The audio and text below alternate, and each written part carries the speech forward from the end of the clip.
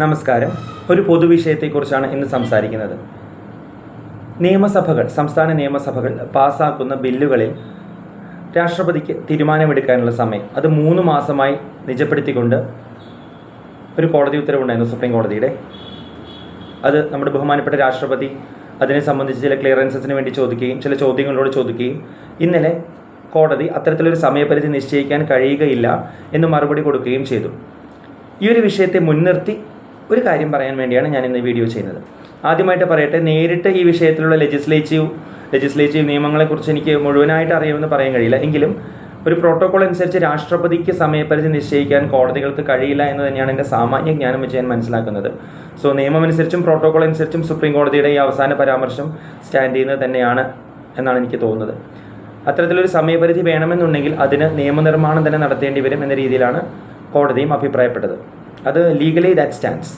ഇനി ഞാൻ പറയുന്നതിൻ്റെ ലീഗൽ ആസ്പെക്ട്സ് എന്നതിനേക്കാൾ കൂടുതൽ അതിലൊരു സാധാരണ പൗരൻ നിലയിൽ ഇത്തരം വിഷയങ്ങളിൽ ഞാൻ കാണാൻ ആഗ്രഹിക്കുന്ന ഒരു കാര്യമാണ്. ഞാൻ മുമ്പും പറയാറുണ്ട്, നമ്മുടെ രാഷ്ട്രീയപരമോ അല്ലെങ്കിൽ വേറെ ഏതെങ്കിലും രീതിയിലുള്ള എല്ലാ അഭിപ്രായങ്ങളും എന്ത് തന്നെ ആയിരുന്നാലും ചില പൊതു കാര്യങ്ങളിൽ നമ്മളെല്ലാവരും ഒരുമിച്ച് ഒരേ അഭിപ്രായം ഫോം ചെയ്യേണ്ടതുണ്ടെന്ന് ഞാൻ പറയാറുണ്ട്. മെറിറ്റോക്രസിയെക്കുറിച്ചൊരു വീഡിയോ ചെയ്തപ്പോൾ ഞാനത് പറഞ്ഞിട്ടുണ്ട്. മെറിറ്റോക്രസി മെയിൻറ്റെയിൻ ചെയ്യപ്പെടണം എന്നുള്ളത് എല്ലാവരും ഒരേ സ്വരത്തിൽ അഭിപ്രായപ്പെടേണ്ട, പറയേണ്ട, പ്രവർത്തിക്കേണ്ട, സ്വരമുയർത്തേണ്ട കാര്യമാണ്. അതുപോലെ കറപ്ഷൻ ഒഴിവാക്കുക തുടങ്ങിയ കാര്യങ്ങൾ. അതുപോലെ തന്നെ പ്രസക്തമായൊരു കാര്യമാണ് സമയപരിധി മെയിൻറ്റെയിൻ ചെയ്യുക എന്നുള്ളത്.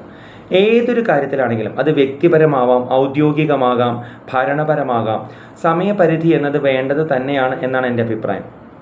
അത് എത്രത്തോളം സമയമാകാം, റിയലിസ്റ്റിക്കലി എത്രത്തോളം സമയം ഒരു കാര്യത്തിന് വേണ്ടി വരും, അത് എത്രത്തോളം പ്രാധാന്യമുള്ളതാണ്, എന്ത് കാര്യത്തിന് വേണ്ടിയാണ് ആ ഗ്യാപ്പ് സമയം വേണ്ടി വരിക തുടങ്ങിയ കാര്യങ്ങളനുസരിച്ച് ലോജിക്കലായ, റീസണബിളായ, ജസ്റ്റിഫൈഡ് ആയിട്ടുള്ള സമയപരിധികൾ നിശ്ചയിക്കാം. അത് ഇറാഷണൽ ആവരുത്. ഇറാഷണലായിട്ട് ഒട്ടും പറ്റാത്തൊരു സമയപരിധി നിശ്ചയിച്ച് കഴിഞ്ഞാൽ അത് നടക്കില്ല. അപ്പോൾ ഏത് കാര്യത്തിനും ഇപ്പോൾ ഒരു നിയമസഭ പാസ്സാക്കിയ ബില്ലാണെങ്കിൽ രാഷ്ട്രപതിക്ക് അത് റിജക്റ്റ് ചെയ്യാം, ആക്സെപ്റ്റ് ചെയ്യാം, അല്ലെങ്കിൽ വേറെ അടുത്ത നടപടികളിലേക്ക് കിടക്കാം. പക്ഷെ അതിൽ സമയപരിധി വേണമെന്ന് തന്നെയാണ് ഞാൻ അഭിപ്രായപ്പെടുന്നത്. കാര്യം എല്ലാ കാര്യത്തിനും സമയം പ്രധാനമാണ്. വ്യക്തിപരമായ കാര്യങ്ങളിൽ സമയം പ്രധാനമല്ലേ? ചെറിയ ചെറിയ കാര്യങ്ങളിൽ പോലും ആ സമയത്തിൻ്റെ പ്രാധാന്യം മനസ്സിലാക്കുന്ന ഒരു സംസ്കാരം നമ്മൾ ഇനിയും ഒരുപാട് ഡെവലപ്പ് ചെയ്യേണ്ടതാണെന്ന് എനിക്ക് തോന്നുന്നു. അത് വണ്ടികൾ സമയം പാലിക്കുന്ന ഉൾപ്പെടെ, നമ്മളൊരാളോട് ഒരു കാര്യം പറഞ്ഞാൽ അത് സമയത്ത് ചെയ്യുന്നതുൾപ്പെടെ, നമ്മുടെ ജോലി സ്ഥലത്തോ വേറെ കാര്യങ്ങളോ സമയത്ത് എത്തുന്നതുൾപ്പെടെ ഒരുപാട് കാര്യങ്ങൾ ആ സമയനിഷ്ഠ പാലിക്കുക എന്നൊരു കൾച്ചർ നമ്മൾ ഡെവലപ്പ് ചെയ്യണം. സിവിക് സെൻസിൻ്റെ കേസിൽ എന്ന പോലെ നമുക്ക് ഇനിയും ഒരുപാട് മുന്നേറാൻ സ്കോപ്പുള്ളൊരു കാര്യമാണ് ഈ സമയപരിധി പാലിക്കുക എന്നുള്ളത്. ഒരു കാര്യം ഏറ്റവും ആവശ്യമുള്ളപ്പോൾ കൊടുത്താലാണ് അതുകൊണ്ട് ഉപയോഗം ഉണ്ടാവുകയുള്ളൂ. വിശന്നിരിക്കുമ്പോഴാണ് നമ്മൾ ചോറ് കൊടുക്കേണ്ടത്, ദാഹിച്ചിരിക്കുമ്പോഴാണ് വെള്ളം കൊടുക്കേണ്ടത്, പ്രാണവായുവിനായി പിടയുമ്പോഴാണ് ശ്വാസം കൊടുക്കേണ്ടത്, അല്ലേ? മരിച്ചു കഴിഞ്ഞിട്ട് പിന്നെ ഇതൊന്നും കൊടുത്തിട്ട് കാര്യമില്ല. ഇത് സിംബോളിക്കായിട്ട് പറഞ്ഞു എന്നുള്ള ഏതൊരു കാര്യത്തിനും ഉപയോഗിക്കാം. നമ്മുടെ ജീവിതത്തിൽ തന്നെ നമുക്ക് ആഗ്രഹങ്ങൾ ഉണ്ടാകും. ആ ആഗ്രഹങ്ങളുള്ളപ്പോൾ ന്യായമായ, ജസ്റ്റിഫൈഡ് ആയ ആഗ്രഹങ്ങളുള്ള സമയത്താണ് നമുക്ക് അത് നടത്തി കൊടുക്കാൻ ശ്രമിക്കേണ്ടത്, പറ്റുന്നതാണെങ്കിൽ. നേരെ മറിച്ച് നമുക്ക് എന്താ പറയുക, 20-ആം വയസ്സിലുള്ള ആഗ്രഹം ആയിരിക്കില്ല നമുക്ക് 40-ആം വയസ്സിൽ, അതായിരിക്കില്ല 60-ആം വയസ്സിലും 80-ആം വയസ്സിലും ഉണ്ടാവുക. അതത് പ്രായത്തിൽ അതിനൊക്കെ ആഗ്രഹമുള്ള സമയത്ത് നമുക്ക് ചെയ്തു കൊടുക്കാൻ പറ്റുന്ന കാര്യങ്ങൾ നമ്മൾ ചെയ്തു കൊടുക്കുകയല്ലേ വേണ്ടത്. അപ്പോൾ സമയം എന്നത് പ്രധാനമാണ്. ഇത് വ്യക്തിപരമായ കാര്യത്തിൽ ഇനി ഒരാളോട് കടം മേടിച്ചു അല്ലെങ്കിൽ ഒരു സമയപരിധി പറഞ്ഞാൽ അത് പാലിക്കാൻ നമ്മൾ ശ്രമിക്കണം.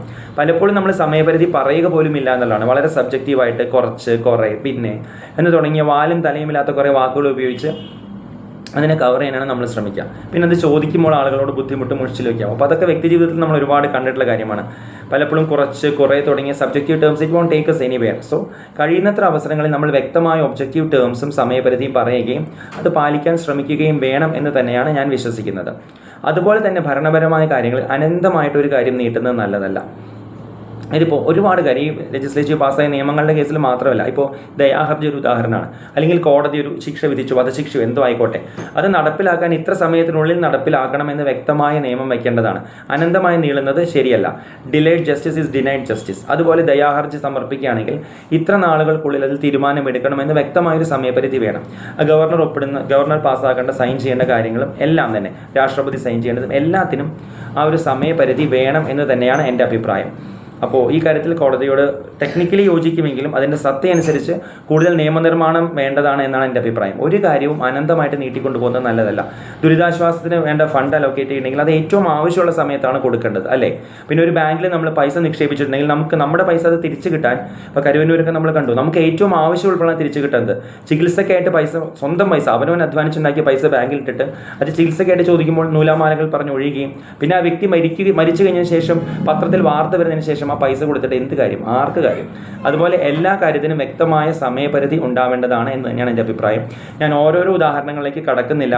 വ്യക്തിപരവും ഭരണപരവും ഔദ്യോഗികവുമായ എല്ലാ കാര്യങ്ങളും ഒരു വ്യക്തമായ ഒബ്ജക്റ്റീവായ സമയപരിധി വയ്ക്കുകയും പറയുകയും ആ സമയപരിധി കീപ്പ് ചെയ്യുകയും ചെയ്യുന്ന ഒരു രീതി നമ്മളവിടെ ഉണ്ടാവണം. അതിന് വ്യക്തിതലത്തിൽ നമ്മൾ സ്വയം അത് തീരുമാനിക്കണം.